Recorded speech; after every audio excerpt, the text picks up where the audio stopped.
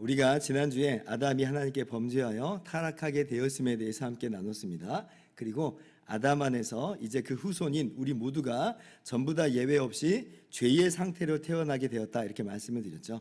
자, 오늘은 그러면 그 이후엔 어떻게 되었느냐 하는 것을 함께 나누도록 하겠습니다. 자, 오늘 말씀 보면요, 먼저 범죄한 아담과 하와가요, 하나님을 피해 숨는 것을 보게 됩니다. 3장 8절 보세요. 그들이 그날 바람이 불 때 동산에 거니시는 여호와 하나님의 소리를 듣고 아담과 그의 아내가 여호와 하나님의 낯을 피하여 동산 나무에 숨은지라. 이제 그러죠. 자, 여러분 지금은요, 아직 그 아담과 하와가 범죄한 것에 대해서 하나님의 심판이나 그 어떤 형벌이 주어지기 전이에요. 그런데 지금 그러한 심판이 주어지기 전에도 이미 뭐 하고 있는 거예요? 하나님의 낯을 피하여서 숨어버렸습니다. 무슨 얘기겠어요? 스스로도 죄를 죄로 아는 거죠. 자기 자신의 양심이 스스로를 정죄하는 겁니다. 내가 하나님의 말씀을 어겼구나, 나는 죄인이로구나 라고 하는 그런 의식이 그의 마음 가운데 자리 잡게 된 거예요. 우리도 그렇잖아요. 물론 이제 잘못을 저질러도 안 그런 것처럼 정말 뻔뻔한 그런 사람도 있는데, 대개는 근데 이제 잘못을 저지르면 어떻습니까? 그 마음에 이제 그 모종의 이 꺼리낌이 생기게 되고, 그래서 이제 얼굴에 좀 드러나고, 또 행동도 뭐가 모르게 굉장히 부자연스러워집니다. 누가 뭐라고 한 것도 없는데 본인 스스로서부터 지레지 그렇게 반응이 나오기 마련인 거예요. 마치 그런 것처럼 아담과 하와가 하나님을 피하여서 숨어버렸습니다. 여러분, 정말 이 사건이 너무나 안타깝기 그지없는 그런 모습이죠. 왜냐하면 하나님께서 인간을 어떻게 만드셨다고 그랬어요? 하나님의 형상대로 만드셨다고 그랬습니다. 하나님처럼 만드셨다라고 하는 거예요.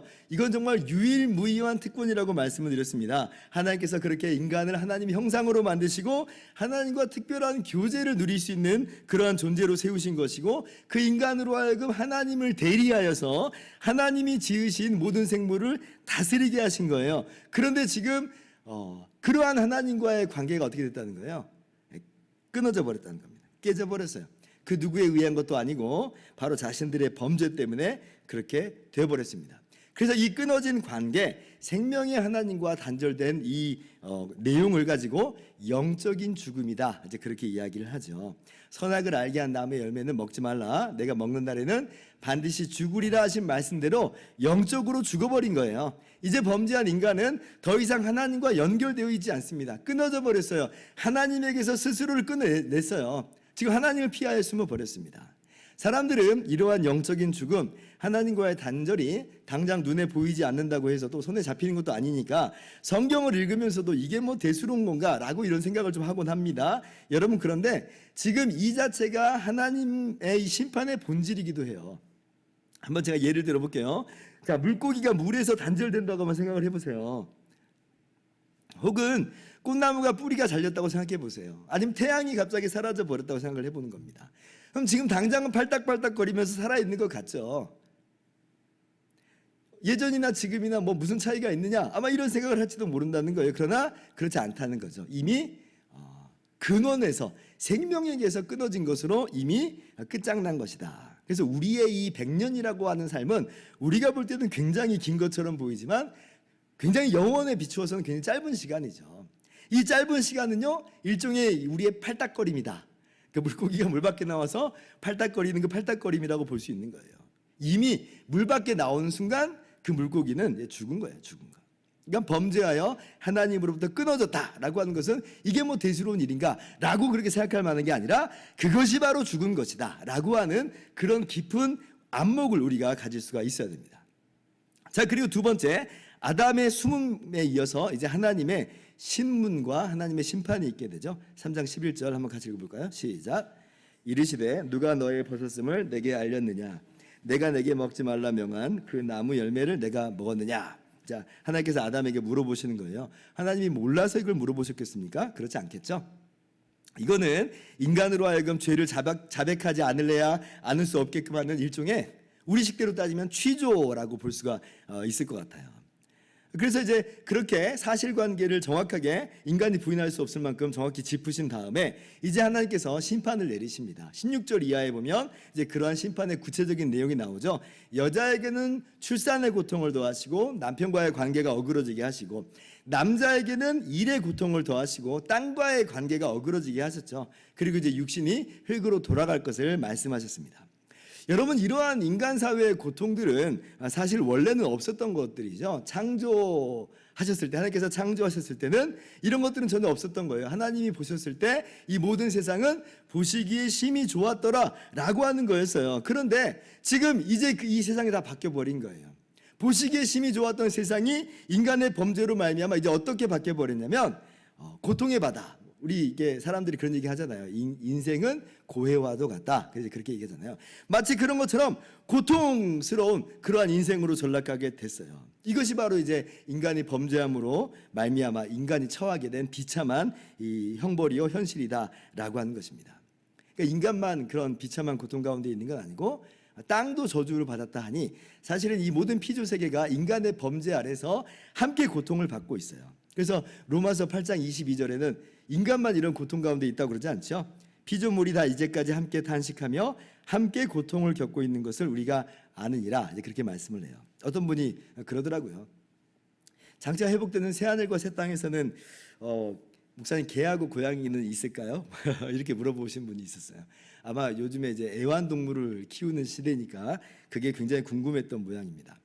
제가 뭐 딱 부러지게 어떻게 말씀드릴 수 있는 건 없지만, 그러나 이제 피조 세계가 인간과 함께 고통 가운데 빠지게 되었다 하고, 또 인간이 회복됨으로 말미암아 피조 세계도 회복된다라고 하는 걸 보면, 뭐 지금 개와 고양이의 모양이 그대로일지는 모르겠습니다만은, 그런데 분명한 것은요, 새하늘과 새 땅에 사람만 드글드글한 건 아닌 것 같아요. 그죠? 피조 세계도 다 회복돼요. 어떤 모양으로 구체적으로 회복되는지까지는 제가 말씀 못 드리겠습니다만은, 그러나 피조 세계도 완전히 회복돼서 변화된 모습이 새하늘과 새 땅이다. 그래서 로마서 8장 21절 보면, 그 바라는 것은 피조물도 썩어짐의 종로로 탄 데서 해방되어 하나님의 자녀들의 영광의 자유에 이르는 것이니라, 이렇게 말씀하고 있어요. 피조 세계도 다 회복된다는 거죠. 그러니까 우리가 장차 맞이하게 될 새하늘과 새 땅의 그 모습이 정말 더 기대가 되죠. 그런데 아직 지금은 우리가 사는 지금 이 세상은 죄로 인해서 비참한 가운데 우리가 처하게 됐다. 고통 가운데 우리가 처하게 됐다라고 하는 것입니다. 여러분, 이렇게 인간이 영적으로 죽은 것, 그리고 이렇게 평생을 고통 가운데 살다가 마침내 육신의 죽음을 맞이하게 되는 것, 온 피조물이 함께 이 썩어짐의 종로로 타게 되는 건 여러분 그 누구한테 하소연할 수 있는 그런 건 아닙니다. 왜냐하면 이건 인간이 잘못했기 때문에 인간이 마땅히 받아야 될 형벌인 것이에요. 선악을 알게 한 나무의 열매를 먹는 날에는 정녕 죽으리라 하신 말씀을 인간이 불순종했기 때문에, 반역했기 때문에 그냥 그대로 받은 겁니다. 더 과하게 받은 거 아니에요. 더 덜하게 받은 것도 아니에요. 왜냐하면 먹는 날에는 너가 정녕 죽으리라 했으니까 그대로 하신 거예요. 그대로 하신 거예요. 이게 바로 공의인 거죠. 공의. 그러니까 행한 대로 그대로, 덜도 아니고 더도 아니고 그대로 주는 것이 공의입니다. 계약의 내용이라는 게, 이게 먹으면 정녕 죽으리라 했으니 그 계약의 결과가 그대로 이제 주어지게 되는 것이다. 그래서 이제 하나님께서 이렇게 처음에 아담과 함께 맺은 언약, 선악을 알게 한 나무 열매를 먹지 말라, 먹으면 정녕 죽으리라 라고 하는 것을 행위 언약이라고 그래요. 행위 언약. 그러니까 너가 너의 행위로 이 계약 조건을 잘 이행하면 되는 언약이다 라고 하는 거죠. 이걸 다른 말로 이제 생명의 언약이라고도 이렇게 합니다. 똑같은 내용인데요. 이제 생명의 언약은 너가 너의 행위로 이 계약 조건을 잘 이행하면 죽지 않을 뿐더러 생명나무에 참여하게 된다라는 의미에서 생명의 언약이라고 하는 거예요. 그런데 내용은 똑같죠. 행위 언약입니다. 그러니까 아담이 어떻게 하느냐가 중요한 거예요. 근데 이제 아담은 하나님과의 맺은 이 행위 언약을 불순종함으로 깨뜨렸다는 것이고, 그로 말미암아 행위 언약을 깨뜨린 그 대가가, 그 모든 형벌이 아담 안에서 모든 인류에게 다 미치게 되었다라고 하는 겁니다. 물론 이 지구상에 만약 어떤 사람이 하나님의 모든 법을 하나도 어기지 않고 또 항상 그렇게 다 순종한다면 그 사람은 아마 원리적으로는 이런 행위 언약에서, 이 행위 언약의 모든 형벌에서 벗어나게 될 거라 이렇게 할 수가 있겠습니다. 그죠? 죄가 없잖아요. 그러나 문제는 그런 사람이 어디 있겠느냐라고 하는 거예요. 어떤 사람이 내가 하나님의 모든 법을 남김없이 그리고 항상 다 순종했다. 누가 감히 그렇게 얘기할 수 있겠어요? 우리의 말과 우리의 생각과 우리의 행동은 이미 죄악에 깊이 물들어 있어요. 여러분, 내가 선을 행할 줄 압니다. 이것이 옳은 줄 알아요. 그런데 우리가 그대로 사느냐 이 말이에요. 못 살잖아요. 이게 이렇게 하는 것이 옳은 줄 알고 이렇게 하는 것이 선인 줄 알면서도 그렇게 하지 못하고 스스로 눈을 감고 스스로를 속인 채 그렇게 살아가는 것이 우리의 삶이다. 어느 누구도 예외가 없어요. 모두 다 죄인이라는 거예요. 그래서 제가 지난주에도 말씀드렸다시피 이것이 사실 우리가 다 이 죄성을 가지고 태어난다라고 하는 그 증거라고 제가 말씀을 드렸죠. 그러니까 우리가 죄성을 가지고 태어났기 때문에 어느 누구도 말로 생각으로 행동으로 또 선을 행할 줄 알면서도 선을 행하지 않는 그 모든 모습에서 예외가 아니다. 우리가 죄성을 가지고 태어났기 때문에 죄에 대해서 이미 오염돼서 태어났기 때문에 항상 우리는 죄로 기울어지게 된다라고 하는 것입니다. 그러니까 원리적으로는 지금이라도 단 한 번도 하나님 말씀을 어기지 않고 항상 하나님 말씀을 순종하면 살아요. 원리적으로는 그렇지만 원리적으로 그럴 뿐 우리에게는 아무런 소망이 될 수가 없습니다. 이미 우린 다 파선한 사람들이에요. 우리의 힘으로 그걸 뒤집어 놓을 수 있는 힘이 없는 거예요. 그러니 우리 인류는요 소망 없는 존재들이다. 이미 아담 안에서 이 행위 언약의 이 저주 아래 이 심판 아래 묶여 있고 혹 그렇지 않고 원리적으로 그냥 우리가 행위 언약을 다 지킬 수 있다라고 하면 되겠지만 우리는 원리적으로도 그렇게 지킬 수 없는 존재들이기 때문에 우리는요 소망 없는 존재예요. 아담 안에서 모든 사람이 죽었다 그렇게 얘기하죠. 그런데 이제 정말 놀라운 건 뭐냐, 오늘 창세기 3장에서 우리에게 분명히 보여주신 건 뭐냐면 이렇게 우리 모든 사람은요 이미 아담 안에서 소망이 없는 존재들인데 구원의 소망이라고는 찾아볼 수 없는데 그러나 하나님께서 이 사람이 타락하자마자 구원의 역사를 시작하셨다는 거예요. 이게 정말 너무 기가 막힌 얘기예요. 자 말씀 보세요. 먼저 하나님께서 아담을 찾아오셨죠. 그리고 아담을 부르십니다. 9절 보십니다. 자 여호와 하나님이 아담을 부르시며 그에게 이르시되 내가 어디에 있느냐. 아담은 하나님을 피해서 숨었는데 그래서 하나님과의 관계는 이미 단절되어 버렸는데 영적으로 죽어버렸는데 하나님은 아담을 부르신다. 뭔가 좀 느낌이 오죠. 물론 이 자체로는 우리가 하나님의 의도를 다 알 수는 없습니다. 뭐 이제 범인을 잡으러 오는 걸 수도 있잖아요. 그런데 이어지는 말씀을 보면 이렇게 하나님께서 범죄한 인간을 찾아오시는 것이 그리고 부르시는 것이 이거 하나님의 은혜였다는 걸 우리가 알게 됩니다.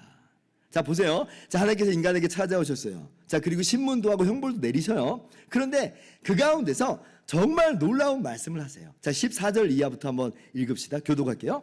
여호와 하나님이 뱀에게 이르시되 내가 이렇게 하였으니 내가 모든 가축과 들의 모든 짐승보다 더욱 저주를 받아 배로 다니고 살아있는 동안 흙을 먹을지니라. 15절 같이요.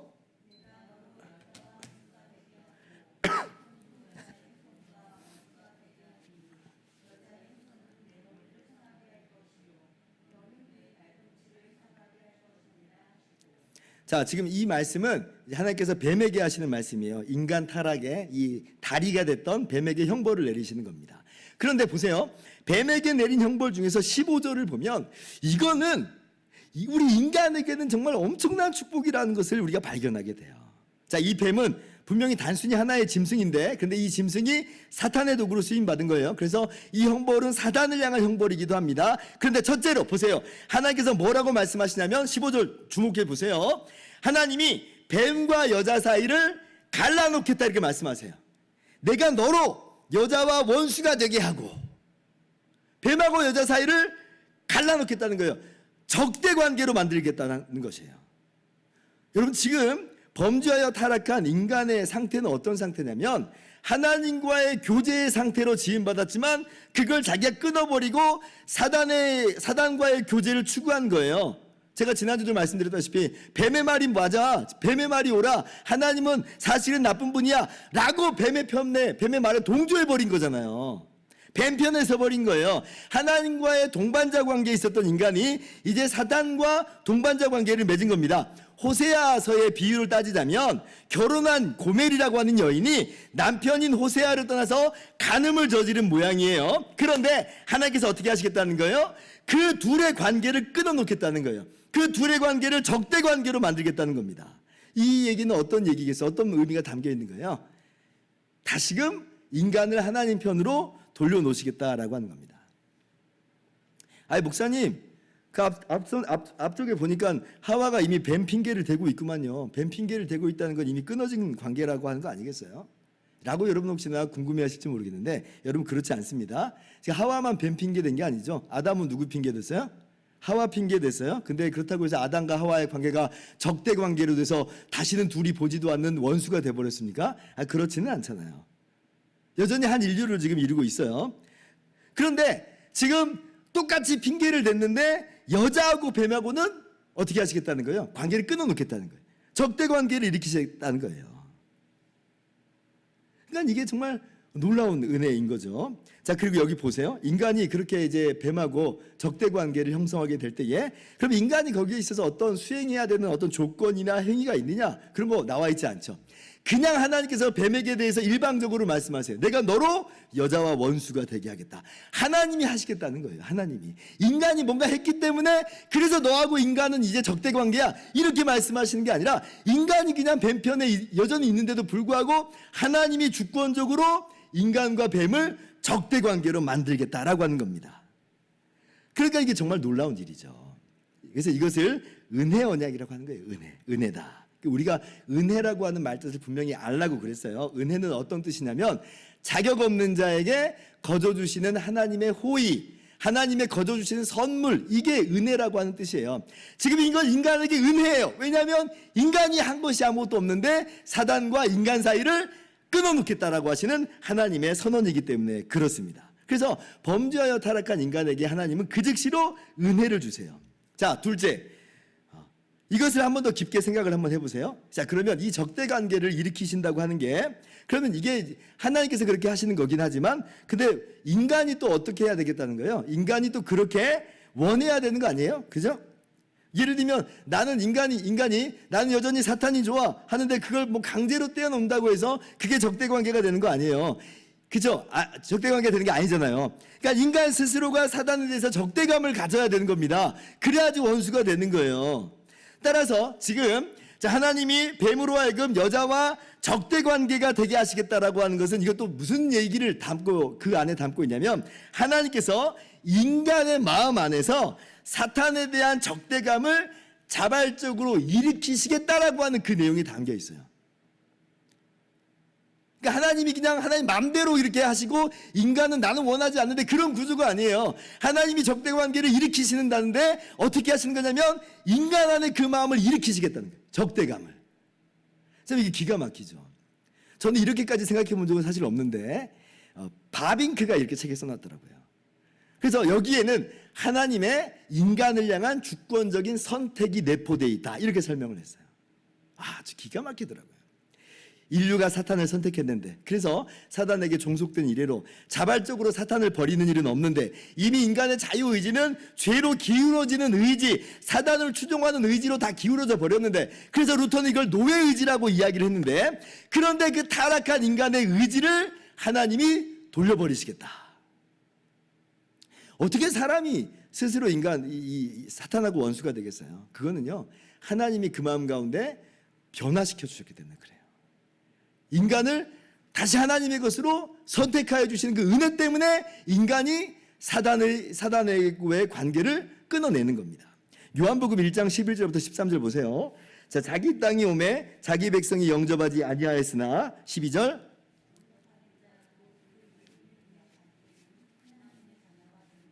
13절 같이요. 이는 혈통으로나 육정으로나 사람의 뜻으로 나지 아니하고 오직 하나님께로부터 난 자들이니라. 자, 예수님께서 이 땅에 오셨어요. 그런데 창조주이신 예수님을 백성들이 영접하지 않습니다. 그건 불가능한 일이에요. 왜냐하면 이미 사탄 편이 되어버렸기 때문에 그래요. 이미 죽어버렸기 때문에 그래요. 그런데 예수님을 영접하는 사람들이 있어요. 아니 어떻게 이런 일이 있을 수 있는가? 라고 할 때에 이것이 단순히 그들의 의지와 결심만이라 이렇게 말하지 않죠. 물론 그들이 예수님을 믿는 건데 성경은 뭐라고 말해요? 그들이 하나님께로부터 났다.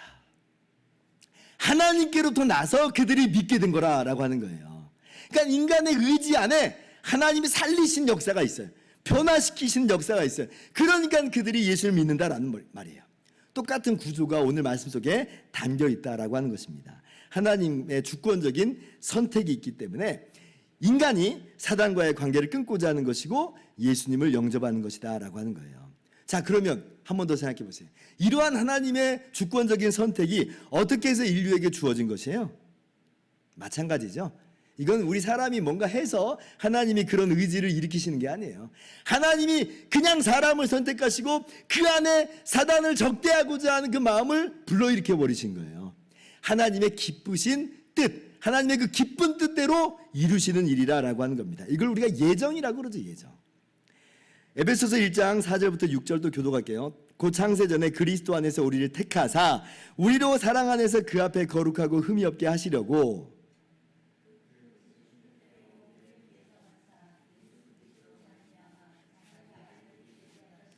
6절 같이요. 이는 그가 사랑하시는 자 안에서 우리에게 거저주시는 바 그의 은혜의 영광을 찬송하게 하려는 것이다. 아멘. 자, 그 기쁘신 뜻대로 예정하신 것이다.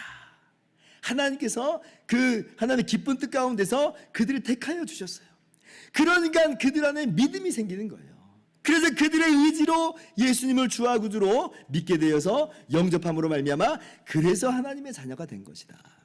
여러분, 그래서 이걸 절대 뒤집어 놓으면 안 됩니다. 우리가 먼저 하나님 편으로 돌아갈 의지를 갖게 된 게 아니에요. 하나님의 기쁘신 뜻 가운데서 그들을 선택하여 주신 것이고, 그로 말미암아 인간이 하나님께로 돌아오게 되는 그런 것이 된 것입니다. 그래서 이게 은혜예요, 은혜. 그러니까 제가 이 바빙크의 책을 읽으면서 이 본문에서 하나님의 이런 주권적인 은혜의 선택을 이야기하는 걸 보고 정말 감탄을 금하지 않을 수가 없더라고요. 정말 그렇구나. 자, 마지막으로 15절에 담긴 중요한 내용을 하나 더 살펴봅시다. 자, 여러분, 그런데 만약 사탄이 여전히 힘을 갖고 있다면, 아무리 뱀과 인류 사이에 적대 관계가 형성된다 한들 그것이 의미가 있겠어요?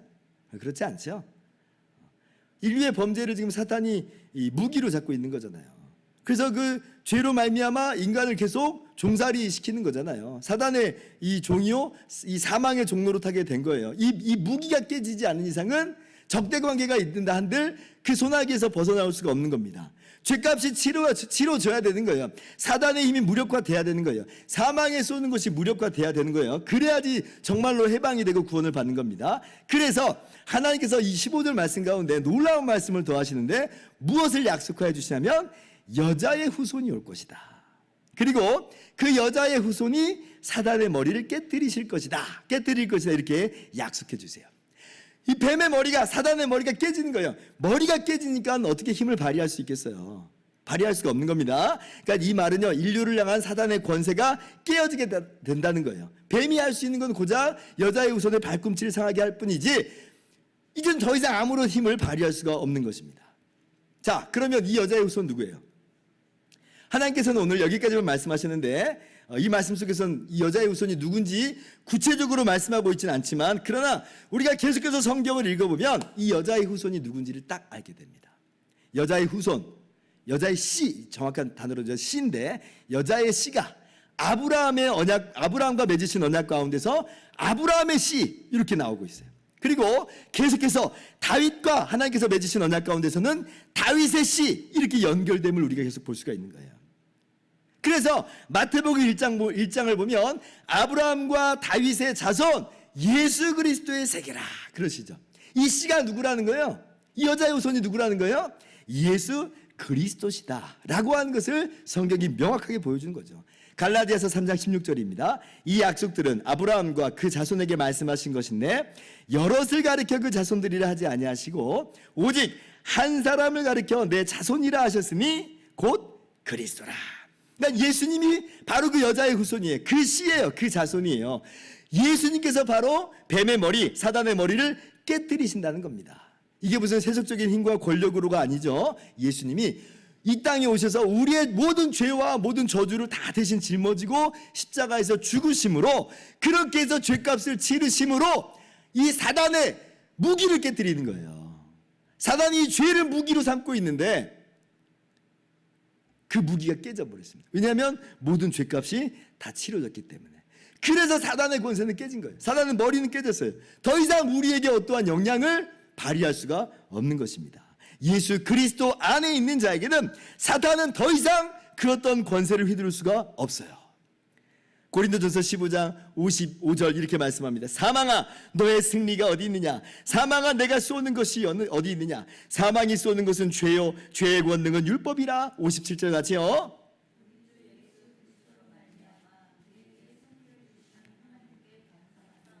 아멘. 우리 주 예수 그리스도로 말미암아 우리에게 승리를 주시는 하나님, 여자의 후손이 뱀의 머리를 깨뜨리심으로 말미암아 뱀을 무력화하심으로 그렇게 해서 우리로 하여금 참된 자유와 해방을 누리게 하신 거예요. 뱀하고 우리는 이제 적대 관계예요. 적대감을 우리는 품고 있어요. 그런데 감정으로만 아니라 이제는 그 권세에서 벗어난, 그렇게 해서 우리가 하나님 편으로 다시 회복되는 놀라운 은혜가 있게 된 것입니다. 그러니까 그리스도 예수 안에 있는 사람에게는 이 끝판왕인 사망조차도 힘을 발휘할 수가 없잖아요. 사망아 너의 쏘는 것이 어디 있느냐. 우리는 그래서 죽음 앞에서 담대함을 가질 수가 있는 것이에요. 하나님께서 그리스도 예수 안에서 우리에게 이김을 주셨습니다.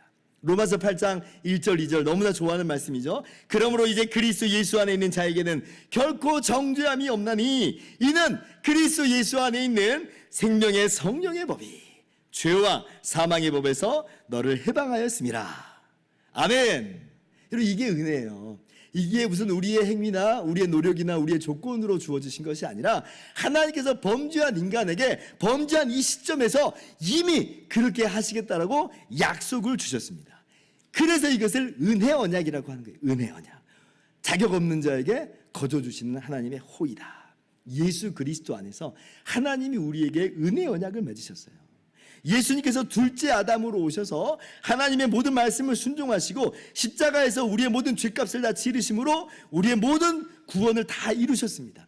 우리는 행위 언약 하에서 실패하고 넘어진 존재들이에요.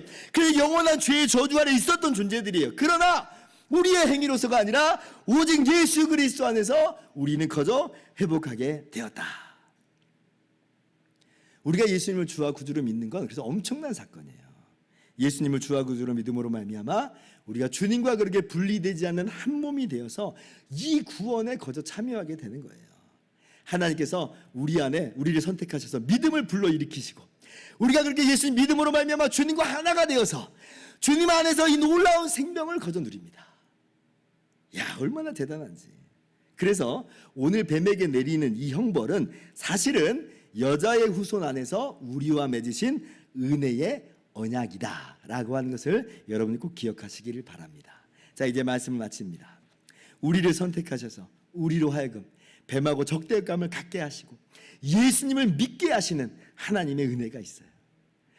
그래서 예수님과 우리가 하나가 되게 하심으로 말미암아 예수 그리스도 안에서 이루신 놀라운 구원을 거저 우리의 것이라 말씀하시고 그 은혜를 누리게 하세요. 예수님요, 우리를 위해서 이 땅에 오셨어요. 그리고 우리의 대표자가 되어서 우리의 모든 죄와 모든 저주, 모든 형벌을 다 십자가에서 대신 담당하여 주셨습니다. 얼마나 놀라운 은혜인지 몰라요. 이 모든 것이 우리의 행위와 노력으로가 아니라 오직 하나님이 우리에게 은혜로 주신 것인 줄을 알고 정말 감사했으면 좋겠습니다. 예수 그리스도 안에서 끊어지지 않는 언약 안에서 영원히 하나님은 우리 하나님 되시고 우리의 아버지가 되셨습니다. 이러한 말할 수 없는 은혜를 기억하고 감사하면서 오늘도 찬양의 노래를 부릅시다.